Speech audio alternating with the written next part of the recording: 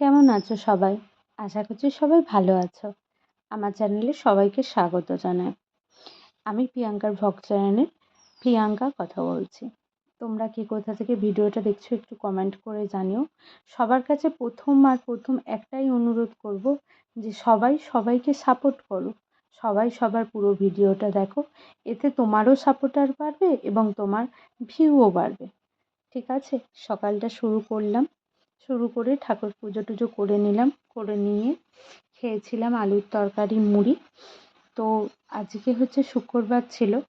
আমি এটাই দেখাবো, এই খাওয়া দাওয়ার বাইরেও আমি সারাদিন বাড়িতে যে টুকটাক কাজকর্মগুলো করে থাকি, একটা বাড়ির বউ হিসাবে যে কাজগুলো করা লাগে সেইগুলো। আমি থার্ড ফ্লোরে থাকি, তিনতলায় থাকি। তো তিনতলায় যাবতীয় যা কাজকর্ম সেটা আমাকেই করতে হয়, আর আমিই সেটা করি। সেটারই তোমাদেরকে ভিডিও একটা শেয়ার করছি। নিয়মিত ভিডিও আমি তুলে রাখতে পারিও না, তুলে করতেও পারি না। আমার সবসময় মনে হয় কী প্রত্যেক দিনকার একই খাওয়া দাওয়া, একই দেখাবো। তারপর ভাবি যে না, হচ্ছে সবাই তো এরকমভাবে দেখায়, সবাই সবার লাইফস্টাইল নিয়ে ব্যস্ত থাকে, সবাই সবার মতন দেখায়। তো আমিও দেখি, আমিও করি। এই ভেবে প্রথমে মন মারা হয়ে যাই, তারপর আবার ভাবি যে না, করব। তারপর ভিডিওতে ভিউ আসে না, কেন আসে না আমি সেটাই বুঝে উঠতে পারি না। সবাই নর্মালি যেমন ভিডিও বানায় আমিও সেই রকমই বানাই। যারা আমার ভিডিওটা দেখবে তাদের কাছে আমার একটা অনুরোধই রইল, তোমাদের ভিডিওতে যে ভিউ আসে বা ভিউ আনা, মানে ভিউ আসার বা এর ব্যাপারটা কি আমাকে একটু বলতে পারবে? যে মানে কীভাবে কী করলে ভিউ আসবে? আমি অনেক ইউটিউবারদের দেখেছি, ইউটিউব শর্টস দেখেছি, অনেক কিছু করেছি।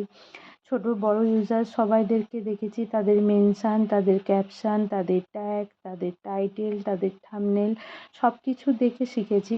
তাও তোমার কিছুই যেন আমি করে উঠতে পারি না। সব কিছু করার চেষ্টা করি, তাও আমার ভিডিওতে ভিউ আসে না বা হয় না।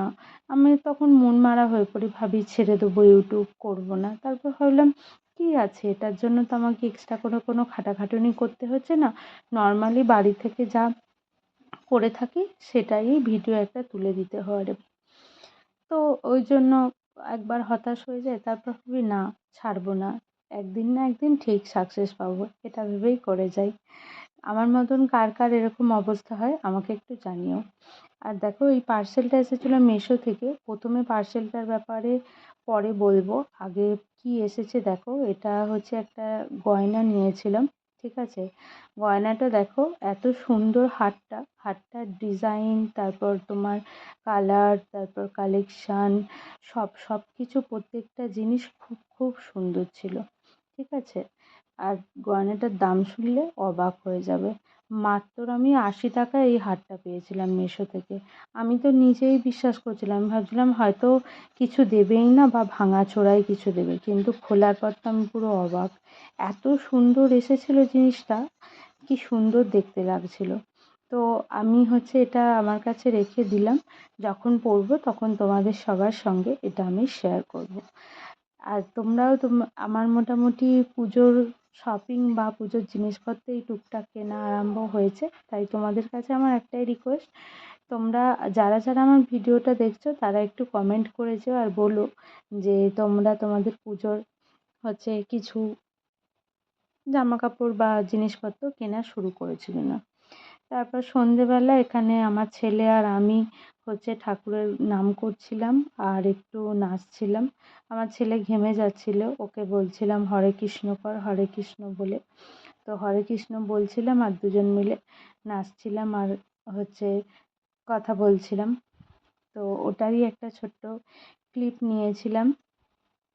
আর দুপুর থেকে তোমার মানে ওই ভাতে ভাত বা ফেনে ভাত খাওয়ার পর পেটটা অনেক ভার ছিল, তেমন কিছু একটা খাবার ইচ্ছাও করছিল না। তো ওই জন্য আমি হচ্ছে রাত্রিরে দুধ কফি খেয়েছিলাম, শুধু দুধ আর কফি, আর কিছু খাইনি। ওটা খেয়েছিলাম প্রায় 7টার মধ্যেই খেয়ে নিয়েছিলাম। আর এখানে দেখো, আমার ছেলে, আমি কফি খাচ্ছি আর অপোজিটে আমার ছেলে কেমন করে চা খাচ্ছে। চা দিয়ে বিস্কুট খেতেও খুব ভালোবাসে, অনেক বারণ করি কিন্তু শুনে না। ভালোবাসে, কিছু করাও যায় না, ওর ওই মায়া ভরা মুখটার দিকে তাকিয়ে কিছু করতেও পারে না, তাই জন্য দিয়েও দিই, কিন্তু পরিমাণে কম। আর রাত্রিরে এসে গেলাম ছেলেকে হচ্ছে লুচি তরকারি খাওয়াবো বলে, ওর জন্য হচ্ছে 3টে না 4টে লুচি নিয়েছিলাম আর তরকারিটা এত ঝাল হয়েছে ও খাবেই না। ও বলল যে না আমি খাবো না, আমি শুধু লুচি খাবো। প্রথমে আলু দিয়ে খাওয়াচ্ছিলাম, তারপর ও খেলো না।